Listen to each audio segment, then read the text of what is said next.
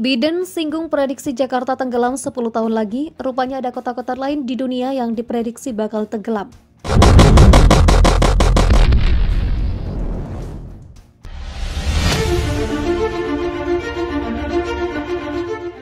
Bahaya pemanasan global benar-benar nyata mengancam kehidupan di bumi. Mengenai bahaya pemanasan global, Presiden Amerika Serikat Joe Biden menyinggungnya ketika berpidato di kantor Direktur Intelijen Nasional Selasa 27 Juli 2021. Biden juga mengutarakan prediksi tenggelamnya ibu kota Indonesia, Jakarta, dalam 10 tahun lagi dalam pidatonya tersebut. Biden mengatakan apa yang terjadi di Indonesia jika perkiraannya benar bahwa dalam 10 tahun ke depan, mereka mungkin harus memindahkan ibu kotanya karena akan tenggelam, menurut sebuah laporan berjudul New Elevation Data Triple Estimate of Global Vulnerability to Sea Level Rise and Coastal Flooding. Jakarta juga pernah diprediksi akan tenggelam pada tahun 2050 mendatang. Laporan tersebut diterbitkan di jurnal Nature Communication pada 29 Oktober 2019. Namun Jakarta bukanlah satu-satunya kota yang terancam. Dilansir Kompas.com dari CNN, berikut daftar kota di dunia yang diprediksi bakal tenggelam. Ibu kota Amerika Serikat, Washington, Amerika Serikat adalah salah satu kota terpenting di Amerika Serikat. Kota ini juga terancam tenggelam. Penelitian yang dilakukan sejak 2015 menunjukkan bahwa muka tanah ibu kota Amerika Serikat tersebut akan turun lebih dari 15 cm dalam 100 tahun ke depan. Tapi tidak seperti Jakarta, penurunan muka tanah Washington DC tidak ada hubungannya dengan penggunaan air sumur atau naiknya permukaan laut. CNN melaporkan tenggelamnya kota tersebut disebabkan oleh lapisan es dari zaman es terakhir. Lapisan es setinggi 1,6 km tersebut mendorong daratan di bawah Teluk Chesapeake ke atas.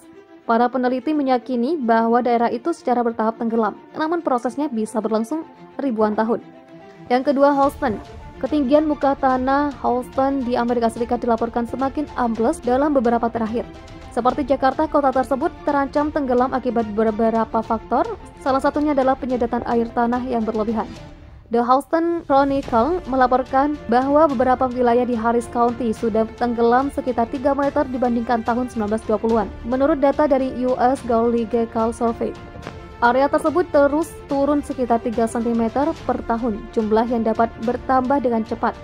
Para pembuat kebijakan telah mencoba untuk mengatasi masalah di sana, salah satunya menciptakan sebuah distrik khusus untuk mengatur pengambilan air tanah pada 1975.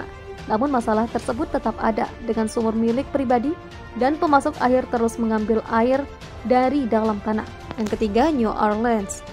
Pada 1930-an, hanya sepertiga wilayah New Orleans di Amerika Serikat yang berada di bawah permukaan laut. Ketika badai Katrina menghantam kota tersebut pada 2005, wilayah kota New Orleans yang tenggelam naik menjadi setengahnya.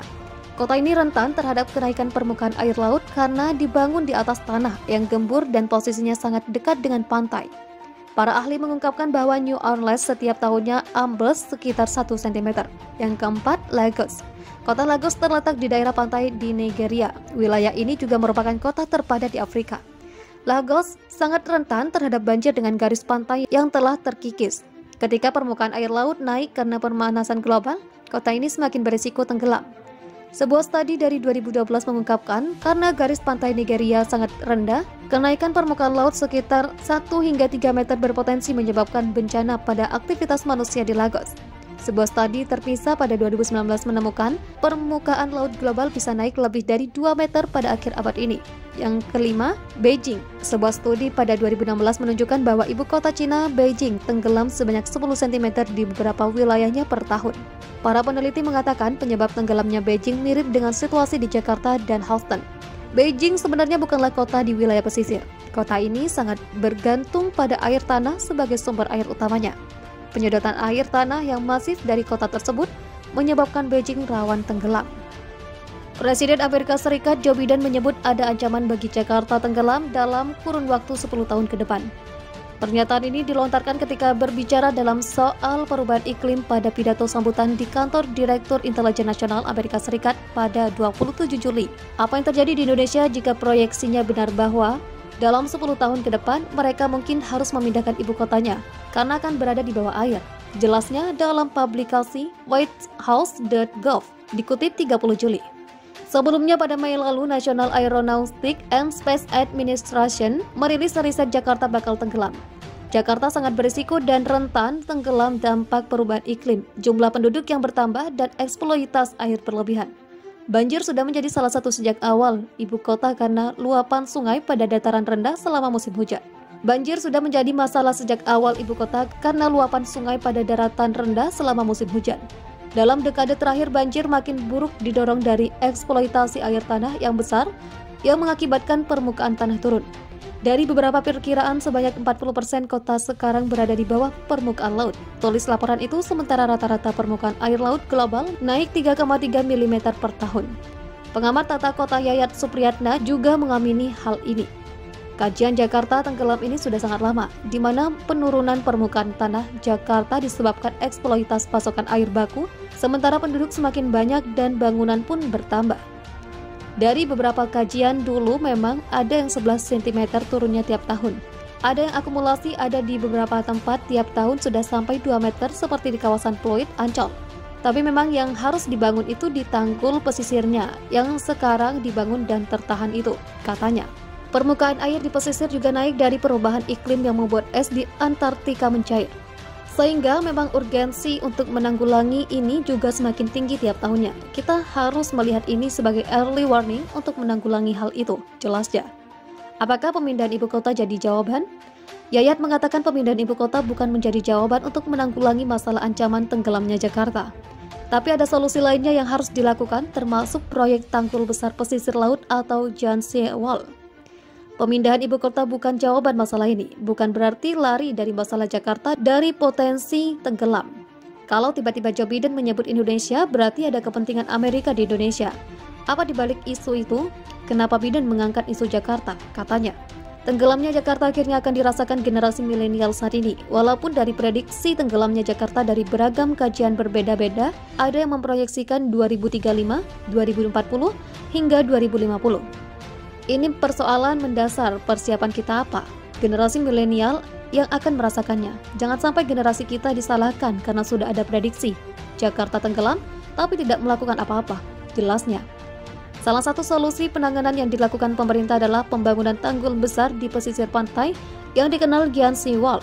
Yayat juga mempertanyakan keberlanjutan proyek ini. Great Sea Wall sudah masuk rencana, tinggal saat ini kita punya anggaran cukup atau tidak menjawab masalahnya.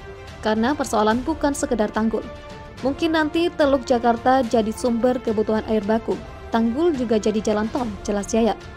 Rencana itu sudah ada, tapi gimana keberlanjutan rencana itu? Dan siapa yang bertanggung jawab untuk membuat tanggul? Sumber anggarannya gimana? Tanyanya. Presiden Amerika Serikat menyinggung bahaya pemanasan global ketika berpidato di kantor Direktur Intelijen Nasional Selasa 27 Juli 2021. Dalam pidatonya tersebut, dia mengingatkan kembali mengenai perubahan iklim dan pemanasan global yang bisa saja mengubah doktrin strategis nasional. Biden menambahkan Dinas Intelijen akan menjadi elemen penting bagi kekuatan Amerika Serikat saat akan menghadapi tantangan baru dan ancaman hibrida.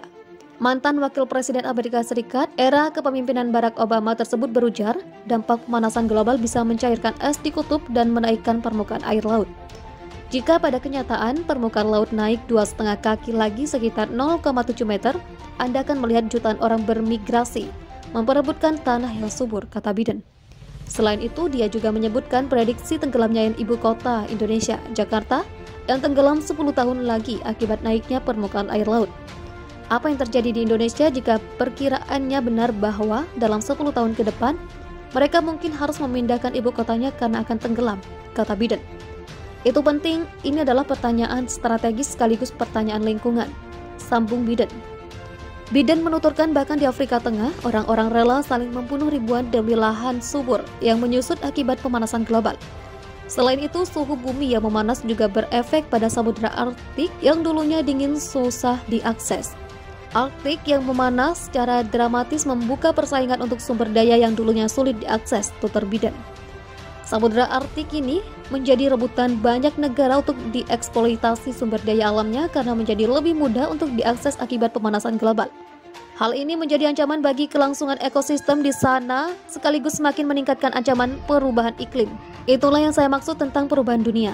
Apa yang akan terjadi pada doktrin strategis kita dalam 2, 5, 10, 12 tahun ke depan ketika Anda dapat menaklukkan kutub utara tanpa pemecah es, ujar Biden.